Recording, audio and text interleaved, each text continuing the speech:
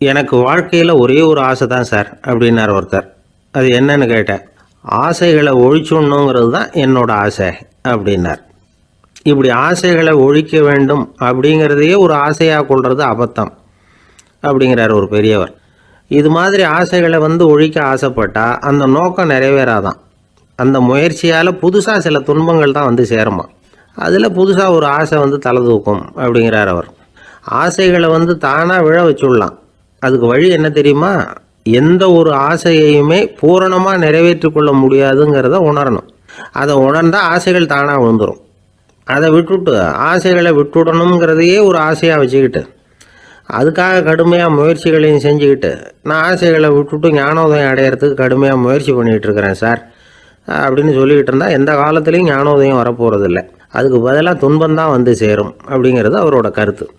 எந்த ஒரு ஆசையையும் பூரணமாக நிறைவேற்றி கொள்ள முடியாது அப்படிங்கிறத உணரணும். ஒரு ராஜா, அவர் மனசில் அமைதி இல்லை, எப்பவும் கஷ்டப்பட்டுக்கிட்டே இருந்தார். இந்த துன்பத்தை போக்குறதுக்கு பல வழிகளில் என்னென்னமோ முயற்சியெல்லாம் பண்ணி பார்த்தார். ஒன்றும் சரியாக வரல. கடைசியாக ஒரு காரியம் பண்ணார். அதாவது ஒரு வேதாந்தியை தேடிட்டு போனார். அவரை பார்த்து கேட்டார், ஐயா, என்னுடைய துன்பங்கள்லேருந்து நான் விடுபடணும், அதுக்கு சுலபமாக ஏதாவது ஒரு வழி இருந்தால் சொல்லுங்களேன் அப்படின்னு கேட்டுக்கிட்டார். அதுக்கு அந்த வேதாந்தி சொன்னார், அதுக்கு ஒரு வழி சொல்கிறேன், அது மாதிரி செய். அதாவது உன்னுடைய ராஜ்யத்துக்குள்ளே போதுங்கிற மனசோடு வாழ்கிற ஒருத்தனை கண்டுபிடிக்கணும். அப்படி கண்டுபிடிச்சி அவனுடைய சட்டையை வாங்கி நீ போட்டுக்கணும். அப்படி போட்டுக்கிட்டா உன்னுடைய துன்பம் தீர்ந்துடும் அப்படின்னார். உடனே ராஜாவுக்கு ரொம்ப மகிழ்ச்சி. அரண்மனையில் இருந்த அத்தனை பேரையும் ஆளுக்கு ஒரு பக்கமாக அனுப்புனார். தேட சொன்னார். போதுங்கிற மனசுடைய ஒருத்தனை கண்டுபிடிச்சி கொண்டுகிட்டு வாங்க அப்படின்னார். எங்கெங்கேயோ தேடி கடைசியாக ஒரு ஆளை கண்டுபிடிச்சாங்க. அவன் போதுங்கிற மனசோடு இருக்கிறவன் தான். ஆனால் அவன்கிட்ட சட்டை எதுவும் இல்லை. இடையில கட்டியிருக்கிற துண்டே போதுங்கிற மனசோடு அவன் வாழ்ந்துக்கிட்டு இருக்கிறான். சட்டை இருந்தாவில் ராஜா வாங்கி மாட்டிக்க முடியும். அந்த வேதாந்தி ஏன் அப்படி சொன்னாருங்கிறதுக்கான அர்த்தம் இப்போ தான் ராஜாவுக்கு புரிஞ்சுதான். இது வரைக்கும் சொன்னதெல்லாம் ஞான மார்க்கத்தை தேடிக்கிறவனுக்கான உள்ள தகவல். இப்போ இன்றைக்கி இளைஞர்கள் இதை கேட்டுவிட்டு நமக்கு ஆசையே வேணாம் அப்படின்னு முடிவு பண்ணிவிட்டா வாழ்க்கையில் முன்னேறவே முடியாது. நம்முடைய முயற்சிக்கு ஆசை தான் தூண்டுகோல். அதனால் இந்த ஆசையையும் அந்த ஆசையையும் போட்டு குழப்பிக்கக்கூடாது. ஆனால் ஒன்று, பேராசை நமக்கு தேவையில்லை. நாம் படுற ஆசையிலேயும் ஒரு நியாயம் இருக்கணும். ஏன்னா நம்மளில் சில பேர் நீங்கள் தான் சார் சொன்னீங்க, அதனால தான் ஆசைப்பட்டேன், அரை தான் கிடச்சிது மிச்சம் அப்படிம்பாங்க கன்னத்தை தடவிக்கிட்டே. அதனால் இப்போல்லாம் எந்த தகவலை சொன்னாலும் ரொம்ப எச்சரிக்கையாக இருக்க வேண்டியிருக்குது. ஒரு ஆள் ஒரு கடை வச்சு வியாபாரம் பண்ணிகிட்டு இருந்தான். அவனுக்கு ரொம்ப பேராசை, நிறைய பணம் சேர்க்கணும்னு. திடீர்னு ஒரு நாள் அவனுக்கு உடம்பு ரொம்ப சுகம் இல்லாமல் போயிட்டுது. இனிமேல் பிழைக்கிறது கஷ்டங்கிற நிலைமை. மரணப்படுகையில் இருக்கிறான். சொந்தக்காரங்கள்லாம் சுற்றி உட்காந்துருக்குறாங்க. இவன் மெதுவாக கண்ணை திறந்து பார்க்குறான். என் வீட்டுக்காரி எங்கேன்னா, இதோ இருக்கேன் அப்படின்னாங்க அந்த அம்மா. பசங்கள்லாம் எங்கேங்கிறான். இதோ பக்கத்தில் தான் நின்றுக்கிட்டு இருக்கிறோங்கிறாங்க. பொண்ணுங்க எங்கேங்கிறான். எல்லாம் இங்கே தான் இருக்கிறோம் அப்படிங்கிறாங்க.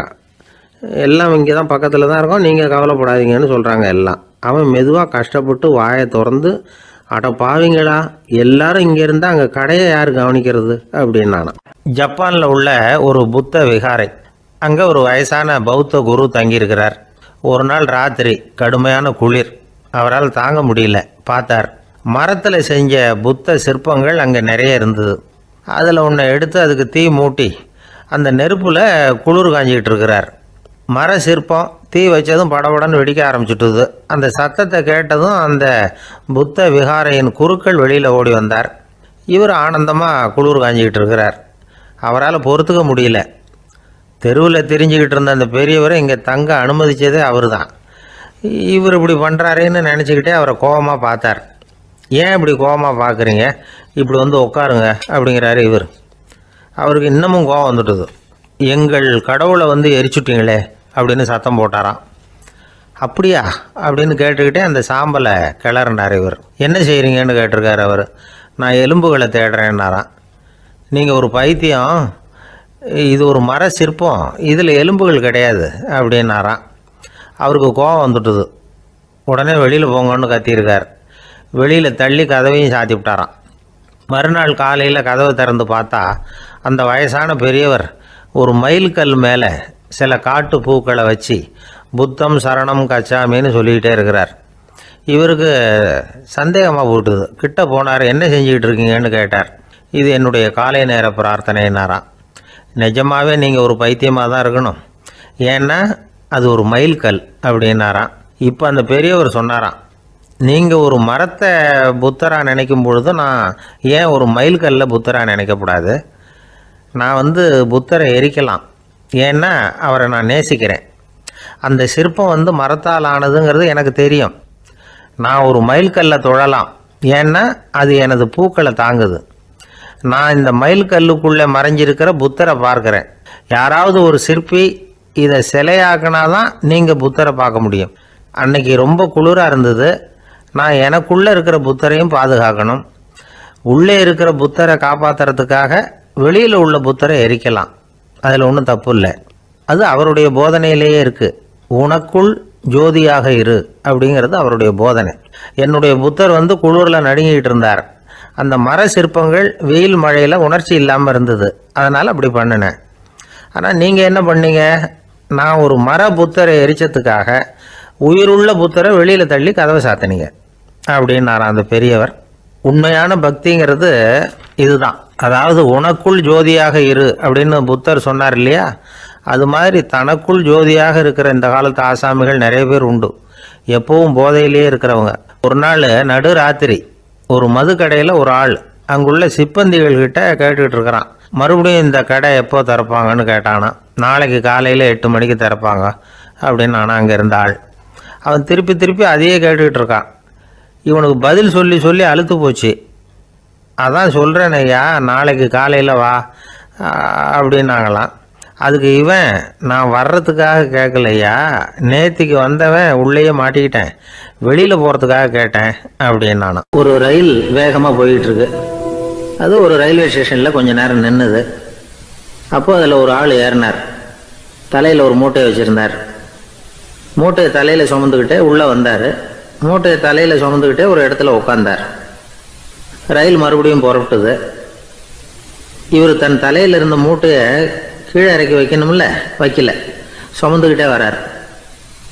எதிரில் உட்காந்துருந்தவர் கேட்டார், ஏங்க ஏன் இப்படியே உட்காந்துருக்குறீங்க தலையில் மூட்டையை வச்சுக்கிட்டு? மூட்டையை கீழே இறக்கி வைக்கலாமே அப்படின்னார். வேணாங்க, பாவம், தலையில் இருக்கிற மூட்டையை இறக்கி ரயிலில் வச்சா ரயிலுக்கு பாரம் அதிகமாக இருக்கும் அப்படின்னார் அவர். இப்படி ஒரு ஆளை பார்த்தா நமக்கு சிரிப்பு தான் வரும்.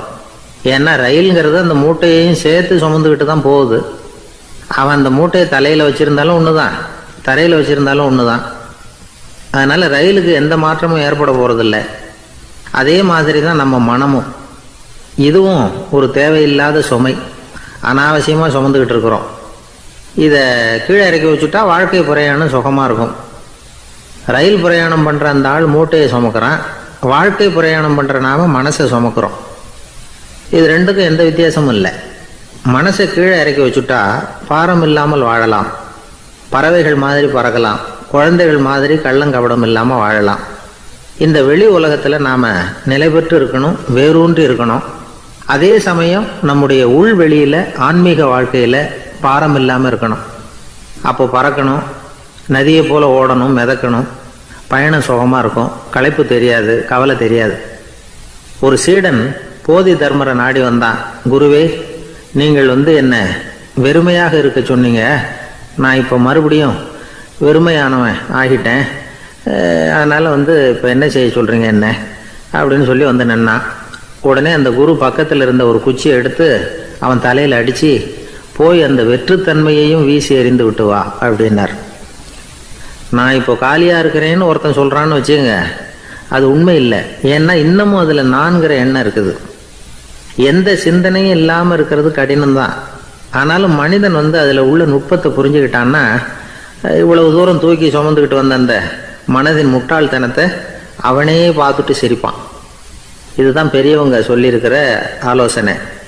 நம்மால் ஒருத்தன் தலையில் ஒரு பெரிய மூங்கில் கூடையோடு ரயிலில் உட்காந்தான். கூடை தலையில் இருந்தது, கீழே இறக்கி வைக்கல.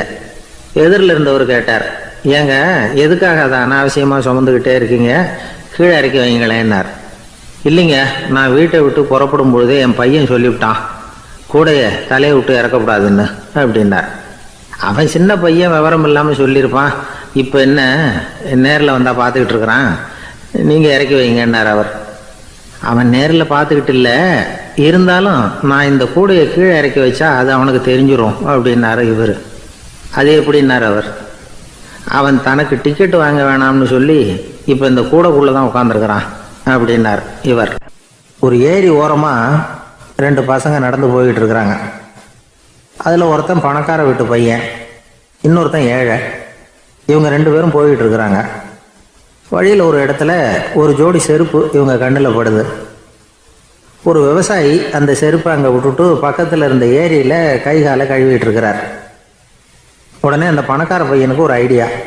அவன் சொன்னானா, டேய் இப்போ ஒரு வேடிக்கை செய்யலாம், அந்த செருப்பு 2ஐயும் தூக்கி எட்டத்தில் வீசி எரிஞ்சிருவோம். அந்த ஆள் வந்து பார்த்துட்டு செருப்பை தேடி அல்லாடுவான், அங்கேயும் இங்கேயும் ஓடுவான், திருன்னு முழிப்பான். அதை பார்த்து நாம் ரசிக்கலாம், நல்ல தமாஷா இருக்கும் அப்படின்ட்டுருக்கான்.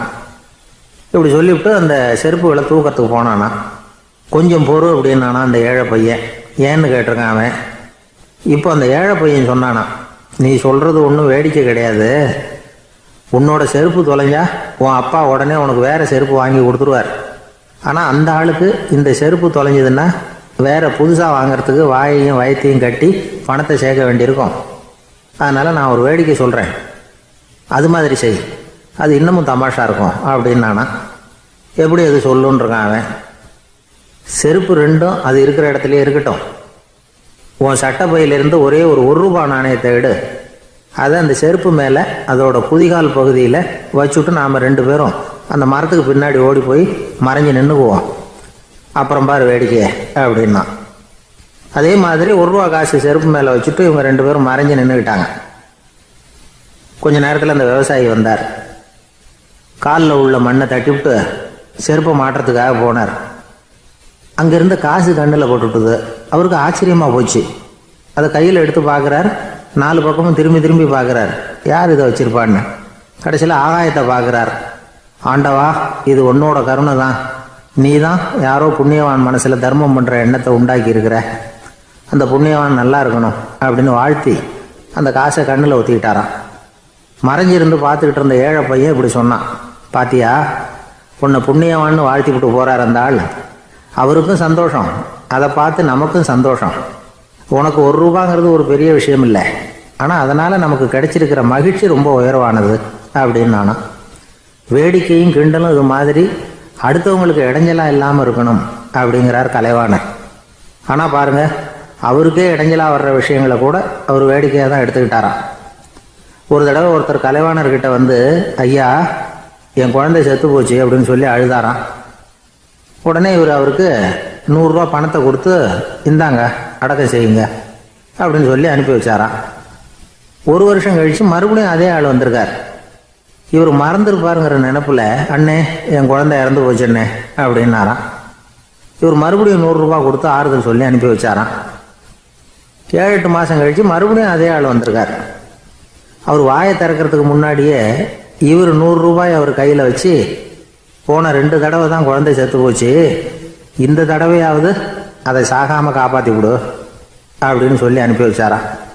அதுக்கப்புறம் அந்த ஆள் வர்றதே இல்லையா. பெரிய நினைவு மண்டபம், அதுக்கு முன்னாடி ஒரு அப்பாவும் பிள்ளையும் நின்றுக்கிட்டு இருக்கிறாங்க. அந்த வழியாக போகிறவங்க வர்றவங்கெல்லாம் அந்த இடத்துல நின்று அது என்ன மண்டபம் அப்படின்னு விசாரிக்க ஆரம்பித்தாங்க.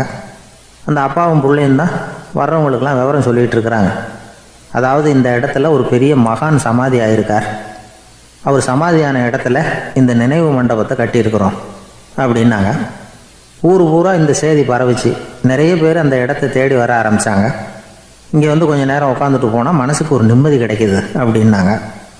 அங்கே இருந்த உண்டியலில் நிறைய காசு போட்டுட்டு போகிறாங்க. பணம் கிடுகிடுன்னு நிறைய சேர ஆரம்பிச்சிட்டுது. பணம் நிறைய சேர்ந்த உடனே அந்த அப்பாவுக்கும் பிள்ளைக்கும் தகராறு வந்துட்டுது. பணம் சேர்ந்தாலே சொத்து தகராறு வரத்தானே செய்யும், அது மாதிரி வந்துட்டுது. பையன் அடிக்கடி நிறைய பணம் கேட்க ஆரம்பித்தான். அப்பா பார்த்தார், யோசனை பண்ணார், ஒரு முடிவுக்கு வந்தார். ஒரு நாள் பையனை கூப்பிட்டார், இதை பாருப்பா, நமக்குள்ளே தகராறு வேணாம், அப்பாவும் பிள்ளையும் இப்படி சண்டை போட்டுக்கிட்டால் பார்க்குறவங்க தப்பாக நினைப்பாங்க, அதனால் நமக்குள்ளே சமரசமாக இதை தீர்த்துக்குவோம், என்ன சொல்கிற அப்படின்னார் அப்பா. சரின்னு நான் பையன். உடனே அந்த அப்பா என்ன பண்ணார் தெரியுமா, மகன்கிட்ட கொஞ்சம் பணத்தை கொடுத்தார், தன்கிட்ட இருந்த ஒரு கழுதையையும் கொடுத்தார். இதை வச்சு நீ பொழைச்சிக்கோ அப்படின்னு சொல்லி அனுப்பி வச்சுட்டார். மகன் அந்த கழுதையை இழுத்துக்கிட்டு அடுத்த ஊருக்கு போனான். வழியிலேயே அந்த கழுதை செத்து போச்சு. உடனே என்ன பண்ணலாம்னு யோசனை பண்ணான். ஒரு ஐடியா வந்தது. அந்த கழுதையை ஒரு சாலை ஓரமாக புதைச்சான். கையில் இருந்த பணத்தை வச்சு அந்த இடத்துல ஒரு கல் மண்டபம் கட்டினான். அந்த வழியாக 2 பேர் வந்தாங்க. இது என்ன மண்டபம்னு விசாரித்தாங்க. இந்த இடத்துல ஒரு பெரிய மகான் சமாதி ஆகிருக்கிறார் அப்படின்னா. இந்த செய்தி ஊர் பூரா பரவ ஆரம்பிச்சுட்டுது. நிறைய பேர் வந்து போக ஆரம்பித்தாங்க. இங்கே வந்தால் மனசுக்கு ஒரு பெரிய நிம்மதி கிடைக்குது அப்படின்னு வேறு சொல்ல ஆரம்பித்தாங்க. வர வர கூட்டம் அதிகமாக வர ஆரம்பிச்சுட்டுது. உண்டியலில் பணம் நிறைய சேர்ந்துட்டுது. நகையெல்லாம் கூட கழட்டி காணிக்கையாக போட ஆரம்பிச்சிட்டாங்க. அப்பாவை விட மகன் பெரிய ஆளாயிட்டான். இதை கேள்விப்பட்டார் அப்பா. பையனை பார்த்துட்டு வரலாம்னு ஒரு நாள் புறப்பட்டு வந்தார். பையன் ஓஹோன்னு இருக்கிறான். பங்களா, காரு எல்லாம் வந்துட்டுது. எப்படிடா இந்த அளவுக்கு ஆனே அப்படின்னு விசாரித்தார். அப்பா, எல்லாம் உங்கள் ஆசீர்வாதம் தான். நீங்கள் கொடுத்த மூலதனத்தை வச்சு தான் இவ்வளவும் சம்பாதிச்சேன் அப்படின்னு நான் பையன். அது எப்படிறான்னு விசாரித்தார். அப்பா, நீங்கள் ஒரு கழுதை குட்டியும் கொஞ்சம் பணமும் என்கிட்ட கொடுத்து அனுப்பி வச்சிங்க. அதை எடுத்துக்கிட்டு வந்தேன்.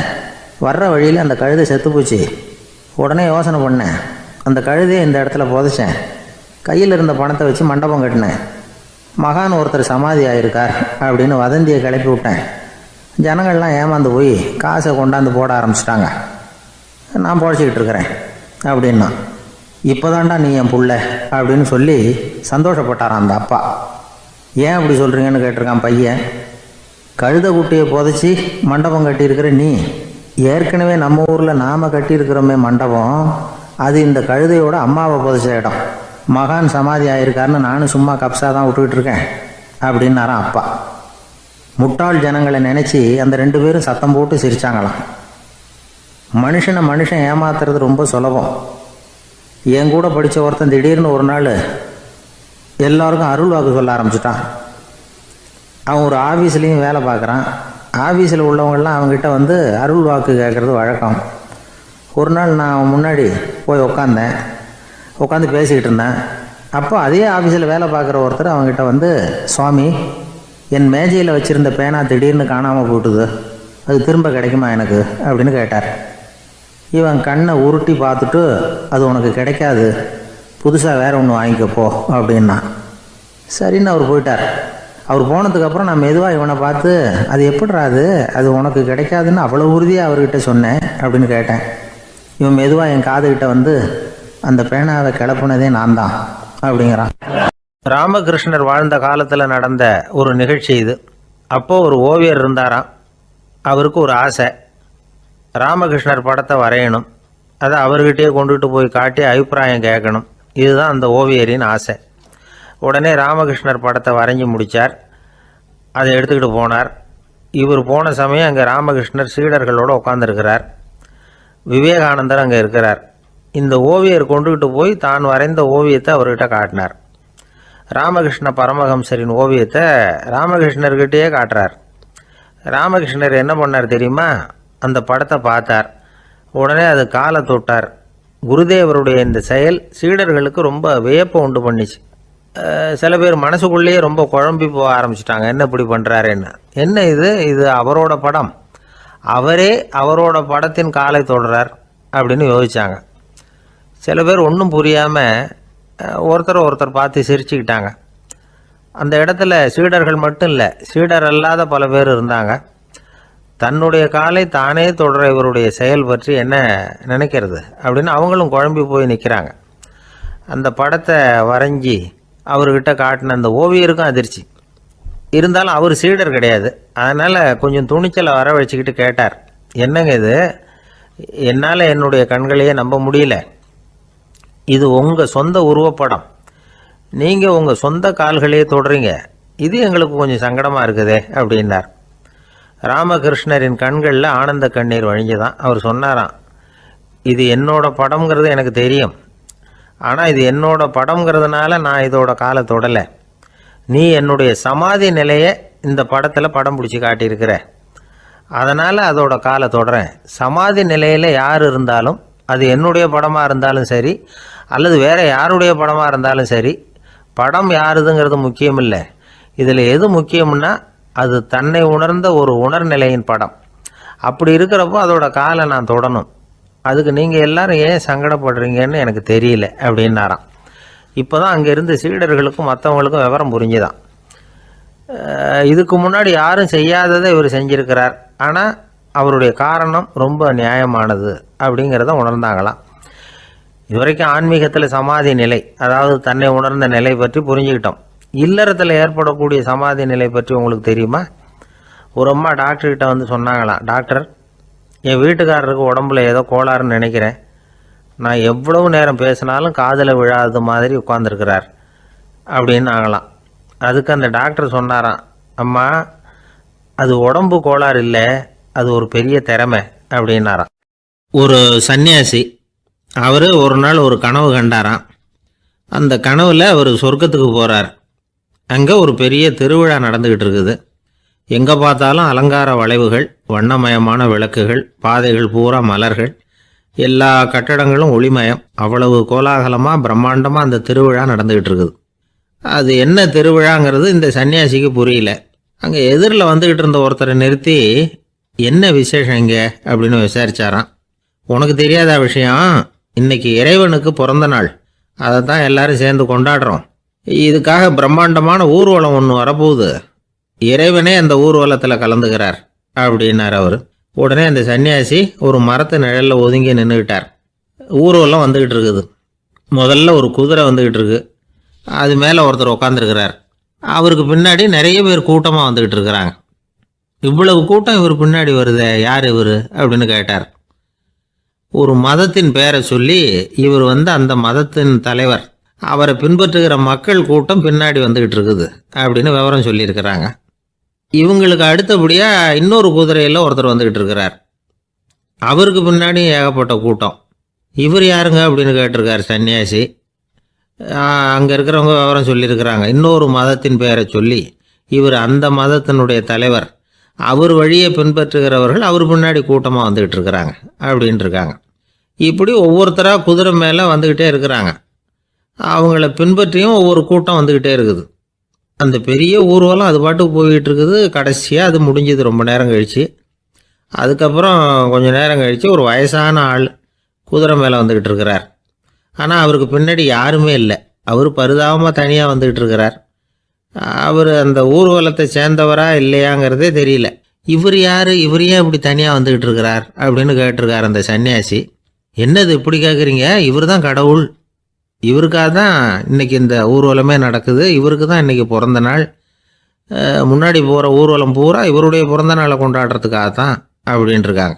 இதை கேட்டதும் அந்த சன்னியாசிக்கு திடுக்குன்னு தூக்கி போட்டிருக்கு. இது வரைக்கும் கனவு கண்டுகிட்டு இருந்தவர் முடிச்சுக்கிட்டார். அதுக்கப்புறம் தான் யோசித்து பார்த்துருக்கார். உண்மைதான், மக்கள் எல்லாரும் வந்து பக்தி மார்க்கத்தில் போகிறதா நினச்சிக்கிட்டு பாதம் மாறி போய்கிட்டு இருக்கிறாங்க. கடவுளை பின்பற்றுவதாக நினைக்கிறாங்க பக்தர்கள். ஆனால் கடவுளுக்கு பின்னாடி யாருமே இல்லை. இன்னமும் இயல்பாக இதை பற்றி யோசித்து பார்த்தா, உண்மைக்கு பின்னாடி தான் நான் போய்கிட்டு இருக்கேன் அப்படின்னு நிறைய பேர் சொல்கிறாங்க. ஆனால் அந்த உண்மை வந்து அனாதையாக போய்கிட்டு இருக்குது. அப்படி ஆகிட்டுது உலகம். இந்த காலத்துலேயும் ஒரு ஊர்வலம். ஒரு பெரிய மனுஷருக்கு பிறந்த நாள் விழா. அவர் குதிரை மேலே ஏறி முன்னாடி போயிட்டுருக்கிறார். அவருக்கு பின்னாடி ஒரு 100 பேர் தொண்டர்கள் அவங்க பாட்டுக்கு போகிறாங்க. எல்லாம் பணம் கொடுத்து ஏற்பாடு பண்ணவங்க. எல்லாம் பணம் வாங்கிட்டு முன்னாடி போயிட்டுருக்குறாங்க. கொஞ்சம் தூரம் நடந்ததும் கால் வலிக்க ஆரம்பிச்சுட்டுது. ஒவ்வொருத்தராக அப்படியே ஒதுங்க ஆரம்பிச்சிட்டாங்க. அதான் முன்னாடியே பணம் கிடச்சிட்டுதே, இனிமேல் ஒதுங்கினா என்னென்னு ஒதுங்கிட்டாங்க. ஒரு கட்டத்தில் குதிரையில் போகிறவர் தற்செயலாக திரும்பி பார்க்குறாரு. பின்னாடி யாருமே இல்லை. எல்லோரும் ஓடி போயிட்டாங்க. ஒரே ஒரு ஆள் மட்டும் ரொம்ப விசுவாசமாக பின்னாடி நடந்து வந்துக்கிட்டு இருந்தான். ஏன்ப்பா நீ மட்டும் வந்துக்கிட்டு இருக்கிறியே, நீ வீட்டுக்கு போகலையான்னு கேட்டிருக்காரு அவர். நீங்கள் அந்த குதிரையையும் அதுக்குள்ளே வாடகை பணத்தையும் கொடுத்துட்டீங்கன்னா நானும் போயிடுவேன் அப்படின்னு நானாம் இந்த ஆள். கடற்கரை ஓரமாக ஒரு பெரியவர் கையால் மணலை கீறிக்கிட்டே உட்காந்துருக்கிறார். என்னத்தையும் தேடிட்டு இருக்கிறது மாதிரி தெரிஞ்சுது. மெதுவாக கிட்டத்தில் போய் என்னத்தை தேடிட்டு இருக்கிறீங்க அப்படின்னு கேட்டோம். அவர் சாவகாசமாக நிமிர்ந்து பார்த்து நிம்மதியை தேடிட்டு இருக்கிறேன்னார். நாங்கள் ஒரு மாதிரி ஆகிட்டோம். இருந்தாலும் சமாளிச்சுக்கிட்டு, சார், மணலில் வந்து கிழிஞ்சல் தான் கிடைக்கும், நிம்மதி கிடைக்காது அப்படின்னோம். சரி, இன்னைக்கு வசமா நம்மகிட்ட ஒரு ஆள் மாட்டிக்கிட்டார் அப்படின்னு நினச்சி அவர் பக்கமாக போய் உட்காந்துக்கிட்டு கதை சொல்ல ஆரம்பிச்சிட்டோம். ஒரு பெரிய மன்னர் இருந்தார். அவருக்கு எல்லா வசதியும் இருந்தது. இருந்தாலும் ஒரே ஒரு குறை. அது என்னன்னா நிம்மதி இல்லைங்கிற குறை. அரண்மனையில் தினமும் கலை நிகழ்ச்சி, நாட்டியம் எல்லாம் நடந்துக்கிட்டு தான் இருந்தது. இருந்தாலும் நிம்மதி இல்லை. சரி, நிம்மதி எங்கே கிடைக்கும் அப்படின்னு தேட ஆரம்பித்தார். உடனே அதுக்கான முயற்சிகளில் தீவிரமாக இறங்கினார். நாட்டில் உள்ள தத்துவ மேதைகளை எல்லாம் கூப்பிட்டுட்டு வர சொன்னார். எல்லாரும் வந்து சேர்ந்தாங்க. அவங்கள பார்த்து நிம்மதி எங்கே இருக்குது அப்படின்னு விசாரிச்சார். அவங்களுக்கு அது தெரிஞ்சா ஏன் இப்படி ராஜா முன்னாடி வந்து நின்றுட்டு இருக்க போகிறாங்க? ராஜாவோட கேள்விக்கு ஒவ்வொருத்தரும் ஒவ்வொரு மாதிரி விளக்கம் கொடுக்க ஆரம்பிச்சிட்டாங்க. எந்த பதிலும் ராஜாவுக்கு திருப்தி அளிக்கக்கூடிய அளவுக்கு இல்லை. சரி, போயிட்டு வாங்கன்னு சொல்லி அவங்களெல்லாம் அனுப்பி வச்சுட்டார். ஒரு நாள் அவர் மாளிகையில் உப்பருகையில் நின்றுட்டு இருக்கிறார். அந்த சமயத்தில் தெருவில் ஒரு பிச்சைக்காரன் ரொம்ப உல்லாசமாக பாட்டு பாடிக்கிட்டே போய்கிட்டு இருக்கிறான். குரல்ல ஒரு சந்தோஷம், நடையில ஒரு மிடுக்கு. அவங்ககிட்ட கொஞ்சம் கூட கவலை இருக்கிறதா தெரியல. உடனே ராஜா அதை பார்த்தார். ஏவலாளிகளை வந்து கைதட்டி கூப்பிட்டார். உடனே ஓடி போய் அந்த பிச்சைக்காரனை இங்கே அழைச்சிட்டு வாங்கன்னு உத்தரவு போட்டார். இவங்க உடனே ஓடி போய் அவனை கூப்பிட்டாங்க. அரண்மனைக்கு வாழ்ந்தாங்க. அவன் வரல. அரண்மனைக்கு உள்ள அடி எடுத்து வைக்க மாட்டேன்னு சொல்லிவிட்டான். ராஜா கிட்ட வந்து விஷயத்தை சொன்னாங்க. அவருக்கு ரொம்ப ஆச்சரியம், இப்படி ஒரு ஆள் இருக்கிறானா அப்படின்னு. சரி, அவன் என்னதான் சொல்றான் அப்படின்னு விசாரிச்சார். இவங்க மறுபடியும் தெருவுக்கு போய் கேட்டாங்க. என்னை பார்க்கணும்னா ராஜா விருப்பப்பட்டாருன்னா அவரை வேணும்னா இங்கே வர சொல்லுங்க அப்படின்னு சொல்லிவிட்டான். அதை வந்து ராஜா கிட்ட சொன்னாங்க. அவருக்கு கோபம் வரல. இவ்வளவு சுதந்திர உணர்வோடு இருக்கிறவன் சாதாரண ஆளா இருக்க முடியாது அப்படின்னு நினைச்சார். உடனே கிடுகிடுன்னு இறங்கி தெருவுக்கு வந்தார். பிச்சைக்காரங்கிட்ட போனார். நீ கவலைப்படாம சந்தோஷமா பாடிக்கிட்டு போறியே, அது எப்படி முடியுது உன்னால அப்படின்னு கேட்டார். ஏன் அப்படி கேட்குறீங்கன்னு அவன், அதுக்கு இல்ல, எனக்கு அரண்மனையில எவ்வளவோ சுகபோகங்கள்லாம் இருக்கு, இருந்தாலும் நிம்மதி இல்லை. இது ஏன்னு எனக்கு தெரியல. இந்த தேசத்துல உள்ள அறிஞர்களை எல்லாம் கூப்பிட்டு கேட்டு பார்த்துட்டேன், அவங்களுக்கும் தெரியல. உன்னை கேட்டா தெரியும்னு நினைச்சேன், அதனாலதான் சந்திக்கிறதுக்கு ஆசைப்பட்டேன். ஆனா நீ வரமாட்டேன்னு விட்டியே அப்படின்னார். பிச்சைக்காரன் கடகடன்னு சிரிக்க ஆரம்பிச்சுட்டான். மகிழ்ச்சிக்கும் உங்களுக்கும் தடையா இருக்கிறது இந்த மாளிகை தான். இதை விட்டுட்டு வெளியில வந்துட்டா நிம்மதி தேடிட்டு வந்துடும்னா. நான் அரசன், எனக்குன்னு கடமைகள் இருக்கு, அதையெல்லாம் விட்டுட்டு எப்படி வர முடியும்னார் ராஜா. ரெண்டும் ஒரே நேரத்துல கிடைக்கணுங்கிறது முடியாத காரியம். உங்க சுகபோகத்துக்கு விலையாதான் உங்க நிம்மதியை கொடுத்துக்கிட்டு இருக்கிறீங்க. என்ன பாருங்க, என்கிட்ட எதுவும் இல்லை, அதனால எதுவும் போயிடுமோங்கிற பயமும் இல்லை, நிம்மதியா இருக்கிறேன் அப்படின்னா அவன். ராஜா உடனே சந்தோஷப்பட்டு தன்னுடைய மேலங்கியை எடுத்து அவனுக்கு பரிசா கொடுத்தாரான். அவன் சிரிச்சுக்கிட்டே அதை வாங்க மாட்டேன்னு விட்டானான். இதை நீங்க எனக்கு கொடுக்கறதுனால எந்த பயனும் இல்லை, அதே நேரத்துல அதை வாங்கிட்டேன்னா அடுத்த வினாடியிலிருந்து அதை எப்படி காப்பாத்துறதுங்கிற கவலை எனக்கு வந்து சேர்ந்துடும், அப்புறம் தூக்கம் வராது, நிம்மதி போயிடும் அப்படின்னானா. சொல்லிவிட்டு அவன் பாட்டுக்கு சந்தோஷமா பாடிக்கிட்டே போயிட்டான். நிம்மதி எங்க இருக்குங்கிறதையும் ராஜா தெரிஞ்சுக்கிட்டார். அந்த இடத்துக்கு தன்னால போக முடியாதுங்கிறதையும் அவர் புரிஞ்சுக்கிட்டார். இப்படி இந்த கதைய அந்த கடற்கரையில மணலை கீறிக்கிட்டே உட்காந்துருந்தார அந்த பெரியவர்கிட்ட சொல்லி முடிச்சோம். அவர் முகத்துல ஒரு தெளிவு தெரிஞ்சது. எங்களை நிமிர்ந்து பார்த்தார். ரொம்ப நன்றிங்க, இப்ப எனக்கு தெரிஞ்சு போச்சு, நிம்மதி வேணும்னா அதுக்கு என்ன பண்ணணும்னு இப்ப நல்லா புரிஞ்சுக்கிட்டேன் அப்படின்னார். என்ன புரிஞ்சுக்கிட்டீங்கன்னு கேட்டோம். இனிமே இந்த பக்கம் வந்தா உங்க கண்ணுல படாத இடமா பார்த்து உட்காரணும்னு புரிஞ்சுக்கிட்டேன் அப்படின்னார். எனக்கு தெரிஞ்ச ஒருத்தர் இருக்கார். அவரு ஒரு பெரிய காவல்துறை அதிகாரி, ரொம்ப கண்டிப்பானவர். அவரை கண்டாவே எல்லாரும் பயப்படுவாங்க. அப்படிப்பட்டவர் வீட்டுக்கு போனா அப்படியே அடியோட மாறிடுவார். அங்க போய் பார்த்தீங்கன்னா குழந்தைகளோட குழந்தையா அவர் விளையாடிட்டு இருப்பார். அலுவலக சமயத்துல பார்த்தீங்கன்னா குதிரை முதுகுல அவர் உட்காந்துருப்பார். வீட்டில் பார்த்தீங்கன்னா அவர் முதுகுல குழந்தை உட்காந்துருக்கும். அவர் குதிரை மாதிரி போயிட்டு இருப்பார். இது எப்படிங்க முடியுது உங்களால அப்படின்னு கேட்டாங்க. அது ஒண்ணும் இல்லை, இங்க வீட்டுக்கு வந்த உடனே என்னோட மனசை தனியா எடுத்து வச்சிருவேன் அப்படின்னார். அது என்னங்க உங்க சட்டப்பையிலையா இருக்குது மனசு, அது தனியா எடுத்து வைக்கிறதுக்கு அப்படின்னு கேட்டாங்க. அப்படி இல்லைங்க, இது ஒரு பயிற்சி, மனப்பயிற்சி, அவ்வளவுதான் அப்படின்னார். இப்படி சமயம் பார்த்து மனசை தனியா வச்சுவிட தெரிஞ்சவங்க வாழ்க்கையில எப்பவும் உற்சாகமா இருப்பாங்க அப்படிங்கிறது பெரியவங்க கருத்து. ஒரு டாக்டர் ஆஸ்பத்திரியில் இருக்கிற வரைக்கும் டாக்டரா இருக்கலாம், அவர் மனைவிகிட்டையும் அவர் டாக்டரா இருக்க வேண்டிய அவசியம் இல்லை. ஒரு வக்கீல் வந்து கோர்ட்ல இருக்கிற வரைக்கும் வக்கீலா இருக்கலாம், வீட்டுக்கு வந்ததுக்கு அப்புறமும் வக்கீலா இருக்க வேண்டிய அவசியம் கிடையாது. வீட்டில் வந்து குழந்தைகள்கிட்ட விளையாடும் பொழுதும் அதுகள்கிட்ட ஃபீஸு கேட்டுக்கிட்டு இருக்கக்கூடாது. நாம் எப்படி இருக்கணும்னு பெரியவங்க சொல்கிறாங்கன்னா, மனசோட சேரக்கூடாதான், அப்படி சேராமல் வாழ்க்கையை கவனிக்கணுமா. மனசை அப்படியே தனியாக எடுத்து பக்கத்தில் வச்சுடணும். அப்படின்னா அதை அப்படியே தூக்கி எறிஞ்சுடு அப்படின்னு அர்த்தம் இல்லை. ஏன்னா மனசுங்கிறது நமக்கு உபயோகப்படக்கூடிய ஒன்று தான். எப்போ எப்போ அது தேவையோ அப்பப்போ எடுத்து உபயோகப்படுத்திக்கணும். தேவைப்படுறப்போ எடுத்து கண்ணாடியை மாட்டிக்கிறோம்ல, படிக்கும் பொழுது கண்ணாடி தேவைப்படுது, எடுத்து மாட்டிக்கிறோம் இல்லையா, அது மாதிரி கணக்கு போடுறதுக்கு மனசு தேவை. கடைக்கு போய் ஒரு பொருள் வாங்குகிறோம், காசு கொடுக்குறோம், மீதி சில்லறை சரியாக இருக்கா அப்படின்னு எண்ணி பார்த்து வாங்க வேண்டியிருக்கு. அந்த சமயத்தில் மனசை எடுத்து தனியாக வச்சுட்டேன், அப்படின்னு சொல்லிட்டு இருக்கக்கூடாது. பரீட்சைக்கு படிக்க வேண்டியிருக்குது, படித்ததையெல்லாம் அப்படியே நினைவில் வச்சுக்க வேண்டியிருக்கு, அந்த சமயத்தில் மனசை தூக்கி எறிஞ்சுட்டேன் சார் அப்படின்னு சொல்லிட்டு இருக்கக்கூடாது. அப்படி சொன்னால் பரீட்சை நம்மளை தூக்கி எறிஞ்சிடும். அதனால் தேவைப்படுறப்போ மனசை உபயோகப்படுத்தணும், தேவையில்லாதப்போ அது தனியாக ஓய்வு எடுத்துக்க விட்டுடணும். இப்படி நாம் பழக்கப்படுத்திக்கிட்டா வாழ்க்கைங்கிறது நமக்கு புதுசாக தெரியுமா. மனசுக்கும் ஒரு சக்தி கிடைக்கும். எந்திரங்களுக்கு ஓய்வு கொடுக்குற மாதிரி மனசுக்கும் ஓய்வு கொடுக்கணும், இல்லைன்னா அது களைச்சி போயிடும். குழந்தைகள் மனசை சுமந்துக்கிட்டு இருக்கிறது இல்லை. இது முதியவர்கள் குழந்தைகள்கிட்ட இருந்து கற்றுக்க வேண்டிய ஒரு பாடம். ஆனாலும் இந்த கால குழந்தைகள்கிட்ட ரொம்ப எச்சரிக்கையாக இருக்க வேண்டியிருக்கு. ஒரு தாத்தாவும் பேரனும் விளையாடிக்கிட்டு இருக்கிறாங்க. தாத்தா, எனக்கு சைக்கிள் ஓட்ட கற்றுக் கொடு அப்படிங்கிறான் பேரன். சைக்கிள் உயரம் கூட இல்லை, அதுக்குள்ளே சைக்கிள் ஓட்டணுமா அப்படின்னார் தாத்தா.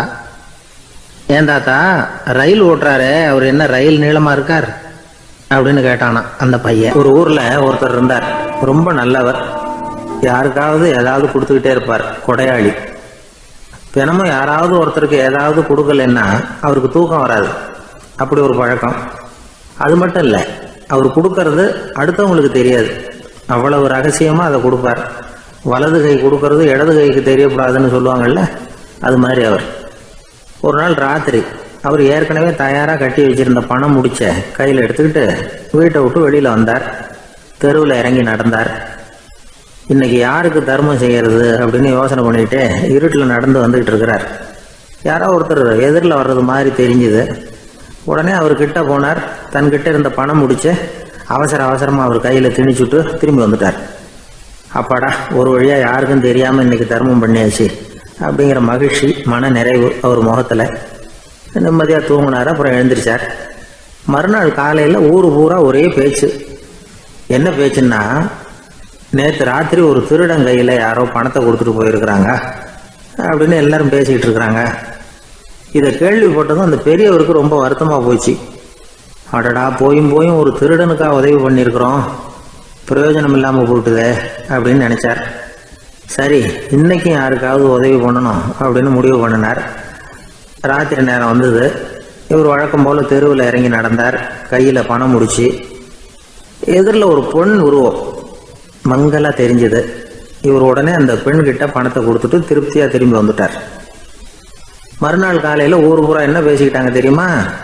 நேற்று ராத்திரி நெறி தவறி நடக்கிற ஒரு பெண்ணின் கையில் யாரோ பணத்தை வச்சுட்டு போயிருக்கிறாங்க அப்படின்னு எல்லாரும் பேசிக்கிறாங்க. அடடா, இன்னைக்கும் தவறுதலாக நடந்து போச்சு அப்படின்னு ஒரு வருத்தப்பட்டார். இருக்கட்டும், இன்னைக்கும் ஏதாவது தர்மம் பண்ணுவோம் அப்படின்னு நினச்சிக்கிட்டாரு. 3வது நாள் ராத்திரியும் புறப்பட்டார். இப்பவும் எதிரில் ஒருத்தர் வந்தார். இவர் பணத்தை கொடுத்தார், திரும்பி வந்துட்டார். மறுநாள் மக்கள் என்ன பேசிக்கிட்டாங்கன்னா, நேற்று ராத்திரி ஒரு செல்வந்தர் கையில் யாரோ பணத்தை கொடுத்துட்டு போயிருக்கிறாங்க அப்படின்னு பேசிக்கிட்டாங்களாம். அவருக்கு ரொம்ப வருத்தமாக போட்டுது. என்ன இது, தினம் இப்படி ஆகிக்கிட்டு இருக்குதே அப்படின்னு நினச்சிக்கிட்டே படுத்து தூங்கினார். அன்னைக்கு ராத்திரி ஒரு கனவு. அந்த கனவுல இறைவன் சொன்னாராம், இதை பாருப்பா, நீ கொடுத்த தர்மம் வீணா போயிடல. உன்கிட்ட பணம் வாங்கின அந்த திருடன் திருந்திட்டான், அந்த பொண்ணும் திருந்திட்டா, அந்த செல்வந்தனும் கொடையாளி ஆயிட்டான், எல்லாருக்கும் உதவி பண்ண ஆரம்பிச்சுட்டான் அப்படின்னு சொன்னாராம். இந்த கதையை சொன்னவர் யாருன்னா நபிகள் நாயகம். இதில் உள்ள கருத்து என்னன்னா, நல்ல மனசோட தர்மம் பண்ணுனா அது வீணா போறதில்லை. இன்னொரு கருத்து, தர்மம் தன்னை மட்டுமல்ல அடுத்தவங்களையும் தீமையிலிருந்து காப்பாற்றும். இதுதான் நாம் புரிஞ்சிக்க வேண்டியது. இந்த காலத்திலையும் இது மாதிரி சில சம்பவங்கள் நடக்கிறது உண்டு. ஒரு பெரியவர் இருட்டில் நடந்து வந்துக்கிட்டு இருந்தார். எதிரில் வந்த ஒருத்தன் வலுக்கட்டாயமாக ஒரு கையை பிடிச்சி ஒரு பண முடிப்பை கொடுத்து வச்சுக்க சொல்லிவிட்டு விலகி போயிட்டான்.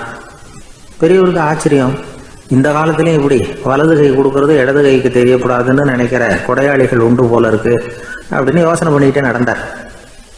கொஞ்சம் தூரம் போயிருப்பாரு. அதுக்குள்ளே அதே ஆள் திரும்பி வந்தான். கொடுத்த பண முடிப்பை திருப்பி கொடுங்க அப்படின்னு கேட்டு வாங்கிட்டான். இவருக்கு ஒன்றும் புரியல. ஏன் இப்படி பண்ணுறேன்னார். அது ஒன்றும் இல்லைங்க, கொஞ்ச நேரம் இதை உங்ககிட்ட கொடுத்து வச்சிருந்தேன், அவ்வளவுதான் அப்படின்னா. ஏன்னு கேட்டார். என்னை பின்னாடி போலீஸ் தேடிக்கிட்டு வந்துக்கிட்டு இருக்குது, அதுதான் அப்படி பண்ணேன், இப்போ போயிட்டுது, இனிமேல் ஒன்றும் பயமில்லை அப்படின்னு சொல்லிவிட்டு அவன் பாட்டுக்கு நடந்து போகிறான். தான் மட்டும் வாழ்ந்தா போதும் அப்படின்னு நினைக்கிறவங்க உண்டு. தானும் வாழணும், அடுத்தவங்களும் வாழணும் அப்படின்னு நினைக்கிறவங்களும் உண்டு. முதல்ல சொன்ன வகையை சேர்ந்த மனிதர்கள் எப்படி தெரியுமா? எப்படியாவது தான் மட்டும் வாழ்ந்தால் போதுங்கிற நினைப்பு தான் எப்பவும் அவங்களுக்கு இருக்கும். தங்களுடைய வளர்ச்சிக்கு எது தடையா இருந்தாலும் சரி, யார் தடையா இருந்தாலும் சரி, அதை அழிச்சுட்டு தான் மறுவேலை பார்ப்பாங்க. அவங்கெல்லாம் பாவ காரியங்களுக்கு தயங்குறதே இல்லை. அப்படிப்பட்ட வாழ்க்கை அவங்களுக்கே இடைஞ்சல அமைஞ்சு விடுறது உண்டு. அதை விளக்கறதுக்கு ஒரு கதையும் உண்டு. ஒரு ஊர்ல அப்படிப்பட்ட ஆள் ஒருத்தன் இருந்திருக்கான். நிறைய பாவங்களை செஞ்சவன். அதன் காரணமா நரகப்படுகொழியில விழுந்துட்டான். நரகப்படுகொழிங்கிறது ஒரு பெரிய கிணறு மாதிரி. ஏற்கனவே பாவம் செஞ்சவங்க நிறைய பேர் அதில் விழுந்து கிடக்குறாங்க. உள்ள ஏகப்பட்ட சத்தம், எல்லாம் அந்த பாவாத்மாக்கள் போடுற சத்தம். இப்போ விழுந்தானே இவனும் சத்தம் போட்டான். இவன் போடுற சத்தம் கொஞ்சம் அதிகமாக கேட்டுது. இந்த கிணத்துக்கு பக்கத்தில் புத்தர் உட்கார்ந்துருக்கிறார். அவர் காதில் இவன் போடுற சத்தம் விழுந்தது. உடனே அந்த கிணத்தடிக்கு போனார். குனிஞ்சு பார்த்தார். சாமி என்னை காப்பாத்துங்க அப்படின்னு கத்தனா இவன். புத்தர் அவனை கொஞ்சம் கவனிச்சு பார்த்தார். மனித சமுதாயத்துக்கு அவன் என்னென்ன கெடுதல் பண்ணியிருக்கிறாங்கிற விவரம்லாம் அவர் மனக்கண்ணில் தெரிஞ்சது. அவருக்கு எல்லாம் புரிஞ்சு போச்சு. இருந்தாலும் அவனை காப்பாத்துறதுக்கு ஏதாவது வழி உண்டா அப்படின்னு யோசிச்சார். அவன் தன்னுடைய வாழ்நாளில் ஏதாவது நல்லது செஞ்சிருக்கானா அப்படின்னு பார்த்தார். ஒரே ஒரு சமயம் அவன் தன்னுடைய காலடியில மிதிபட இருந்த சிலந்தியை மிதிக்காமல் தாண்டி போயிருக்கிறான். இந்த ஒரு காரியத்துக்காக அவனை கரையேற்ற முடியுமா அப்படின்னு நினைச்சார். அவ்வளவுதான். உடனே அவர் கையில ஒரு சிலந்தி வந்து உட்கார்ந்துதான். அதுகிட்ட இருந்து நூல் இழை வெளிவர ஆரம்பிச்சது. அந்த நூல் இழை கிணற்று ஆழம் வரைக்கும் அப்படியே நீண்டுகிட்டே போச்சான். புத்தர் பார்த்தார். இந்த நூலை பிடிச்சிக்கிட்டு மேலே ஏறி வா அப்படின்னார். என்னங்க சொல்றீங்க? இந்த சிலந்தி நூல் என்ன தாங்குமான்னு கத்தனான். எல்லாம் தாங்கும், அதை பிடிச்சிக்கிட்டு ஏறி வா அப்படின்னார். சந்தேகத்தோடவே அவன் அந்த நூல் இழைய பிடிச்சி இழுத்து பார்த்தா ரொம்ப வலுவா இருந்தது. அவனுக்கு ஆச்சரியம். அதை பிடிச்சிக்கிட்டே மெதுவா மேலே ஏறி வர ஆரம்பிச்சுட்டான். பாதி தூரம் ஏறி வந்திருப்பான். அப்போ அவன் காலுக்கு கீழே ஏதோ சத்தம். என்னன்னு குனிஞ்சு பார்க்கறான். கீழே கிடந்தவங்க சில பேரும் அந்த நூலை பிடிச்சி மேலே வந்துகிட்டு இருக்கிறாங்க. இவனுக்கு கோபம் வந்துட்டுது. தன்னுடைய இடுப்புல வச்சிருந்த கத்தியை எடுத்து தன்னுடைய காலுக்கு கீழே நூல் இழையை அப்படியே வெட்டி விட்டுட்டான். இனிமே நாம மட்டும்தான் மேலே ஏறி வந்துடணும் அப்படின்னு நினைச்சுக்கிட்டான். ஆனா நடந்தது என்ன தெரியுமா? மொத்த நூல் இழையும் அப்படியே அருந்து கீழே விழுந்துட்டுது. அவனும் பொத்துன்னு கீழே விழுந்துட்டான். மறுபடியும் கத்த ஆரம்பிச்சுட்டான். ஏற்கனவே அவன் செஞ்சிருந்த ஒரு சிறு கருணை அந்த நூல் இழைக்கு உறுதியை கொடுத்தது. இப்போ அவன் செஞ்ச பாவம் அந்த நூல் இழைய வலுவிழக்க செஞ்சுட்டுது. அடுத்தவங்களும் வாழணுங்கிற எண்ணம் அவனுக்கு இருந்திருந்தா இப்போ அவனும் கரையேறி வந்திருப்பான், மற்றவங்களும் சௌக்கியமா வந்து சேர்ந்திருப்பாங்க. அதனால நாமும் வாழணும், அடுத்தவங்களும் வாழணும் அப்படின்னு நினைக்கிறவன் வாழ்க்கையில சீக்கிரம் முன்னுக்கு வந்துடுவான். ஒருத்தன் ஒரு டாக்டர் கிட்ட போனான். மருந்து வாங்கினான். வாங்கி கொண்டாந்து பேசாம வச்சுட்டான், சாப்பிடல. அப்புறம் எதுக்காகப்பா போய் அவர்கிட்ட மருந்து வாங்கினேன் அப்படின்னு கேட்டாங்க. டாக்டர் வாழணும் இல்லையா, அதனாலதான் அப்படின்னா. அவர் கொடுத்த மருந்தை நீ ஏன் சாப்பிடல அப்புறம் அப்படின்னு கேட்டாங்க. நான் வாழணும் இல்லையா, அதுக்காக தான் அப்படின்னா. ஒரு ஊர்ல ஒரு ஆள் இருந்தான். தையல் கடை வச்சிருந்தான். அவங்கிட்ட ஒருத்தன் ஒரு சட்டை துணி எடுத்து கொடுத்து தைக்க சொல்லியிருந்தான். வர்ற சனிக்கிழமை வா வந்து வாங்கிட்டு போ அப்படின்னு அவன் சொல்லியிருந்தான். அதே மாதிரி இவன் வந்தான். அவன் தச்சு வச்சிருந்த சட்டையை கொடுத்தான். இவன் வாங்கி அங்கேயே போட்டு பார்த்தான். கை நீளம் ஒன்றுக்கு ஒன்று வித்தியாசமா இருந்தது. வலது கை இடது பக்கத்தை விட நீளம் குறைச்சலா இருந்தது. அவன் முணுமுணுக்க ஆரம்பிச்சுட்டான். என்ன இது இப்படி தைச்சுட்டியேன்னு. இதுக்கு அவன் சொன்னான், ஐயையோ இதுக்காகவா சங்கடப்படுறீங்க, வலது கையை மட்டும் கொஞ்சம் உள்ள இழுத்தாப்புல வச்சுக்கிட்டீங்கன்னா சரியா போகுது. மற்றபடி அந்த சட்டையில உள்ள கலை அம்சத்தை கவனிங்க, எவ்வளவு அற்புதமா தைச்சிருக்கேன் பாருங்க. ஒரு சின்ன குறைய இப்படிலாம் பொருட்படுத்த வேண்டியதில்லை. நான் சொன்னது மாதிரி கையை கொஞ்சம் உள்ள இழுத்தது மாதிரி வச்சுக்கிட்டு நடந்து போங்க, ஜோரா இருக்கும் அப்படின்னா. அவனும் யோசிச்சு பார்த்தான். சரியான யோசனையா தான் தோணுச்சு. கொஞ்சம் முயற்சி பண்ணி வலது கையை கொஞ்சம் உள்ள இழுத்து சட்டை சரியா இருக்கிறது மாதிரி பண்ணிக்கிட்டான். இப்போ மறுபடியும் ஒரு பிரச்சனை. வலது கையை உள்ள இழுத்த மாதிரி அப்படியே வச்சுக்கிட்டதும் முதுகு பக்கம் கொஞ்சம் துணி தளர்த்தியா தொங்குறது மாதிரி தெரிஞ்சது. என்ன இது, முதுகு பக்கம் துணி குவிஞ்சுட்டுதே, தொங்குதே அப்படின்னா மறுபடியும். அடடா இதுக்காகவா கவலைப்படுறீங்க, உடம்ப அதுக்கு தகுந்த மாதிரி கொஞ்சம் வளைச்சிக்கிட்டா சரியா போடுது. இதுக்காக அந்த அழகான தையலை பிரிச்சு அதுல உள்ள கலை அம்சத்தை கெடுக்கிறதுக்கு என் மனசு இடம் தரல. எவ்வளவுக்கு தளர்த்தியா இருக்கோ அவ்வளவுக்கு கொஞ்சம் உடம்ப வளைச்சி அப்படி குனிஞ்சது மாதிரி போங்க போதும் அப்படின்னா. அதுவும் நல்ல யோசனையாக தான் பட்டுது இவனுக்கு. சரின்னு சொல்லிவிட்டு புறப்பட்டான். தெருவில் இறங்கினான். கையை கொஞ்சம் உள்ளே இழுத்தான். உடம்ப கொஞ்சம் முன்னால் வளைச்சான். சட்டைக்கு தகுந்த மாதிரி உடம்ப பண்ணிக்கிட்டான். மெதுவாக நடந்து போகிறான். இப்போ எதிரில் இன்னொருத்தன் வரான். இவனை பார்க்குறான். இவன் போட்டிருக்கிற சட்டையை பார்க்குறான். ஆஹா அற்புதம்ங்கிறான். சும்மா சொல்லக்கூடாது, ரொம்ப நல்லா இருக்குது. நிச்சயமா இது இந்த ஊர் மேல தெருவில் இருக்கிற ஒருத்தன் இருக்கானே, அவன் தைச்சதா தான் இருக்கணும் அப்படின்னா. இதை கேட்டதான் அவனுக்கு ஆச்சரியம். எப்படி அவ்வளவு கரெக்டா கண்டுபிடிச்சிங்க அப்படின்னு கேட்டிருக்கான். இதுக்கு அந்த வழிபோக்கன்னு சொன்னானா, அவன் ரொம்ப கெட்டிக்காரன். உங்களை மாதிரி உடம்பும் கையும் வளைஞ்சு போன ஒரு ஆசாமிக்கு அவனை தவிர வேற யாராலேயும் இவ்வளவு பொருத்தமான ஒரு சட்டையை தைக்க முடியாது அப்படின்னானா. பாருங்க, அவனுக்காக இவன் அனுசரிக்க போய் இவனோட நிலைமை எப்படி ஆயிடுது பாருங்க. இதே மாதிரி தான் சில சடங்குகளும் சம்பிரதாயங்களும் நம்மளை கோமாளி ஆக்கி விட்டுரும். எதுவா இருந்தாலும் அதுல அறிவுபூர்வமான அணுகுமுறை அவசியம். ஒரு நர்ஸ் அவசரமா ஓடி டாக்டர் கிட்ட சொல்லிச்சான், டாக்டர் ஒரு தப்பு நடந்து போச்சு, 10ஆம் நம்பர் பெட்ல இருக்கிற பேஷண்ட்டுக்கு காலில் ஆபரேஷன் பண்றதுக்கு பதிலாக கையில் ஆபரேஷன் பண்ணி விட்டீங்க. கை ஆபரேஷன் பண்ணிக்க வேண்டிய ஆள் 7ஆம் நம்பர் பெட்ல இருக்கார் அப்படின்னு தான். அதுக்கு ஒரு பதட்டப்படாம சொன்னாராம், பரவாயில்ல இவரை தூக்கி 7ஆம் நம்பர் பெட்ல போட்டுரு அப்படின்னாராம்.